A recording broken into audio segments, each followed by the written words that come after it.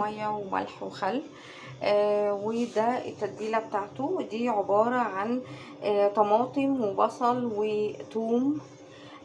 وطبعا التوابل بتاعتك اللي انتي بتحطيها كلها، ومرقه بس تكون مرقه فوريه، ما تزوديش الملح كتير عشان خاطر ما يبقاش حادق، وبابريكا وكل التوابل اللي انتي بتحطيها حطيها معاه، ومعلقتين زبادي، واضربيهم كلهم في الخلاط بالتوابل وكله او في الكبه. وبعد كده وحطي شويه ميه طبعا.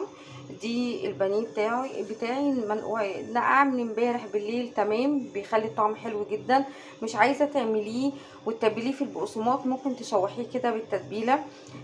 لو عايزه تعمليه في نفس اليوم يبقى هيقعد ساعتين. ده بقسماط على نشا على التوابل بتاعتي اللي هي الكمون، بابريكا، ملح، فلفل اسود، توم باودر، بصل باودر. زي ما انتوا شايفين كده هنقلبها.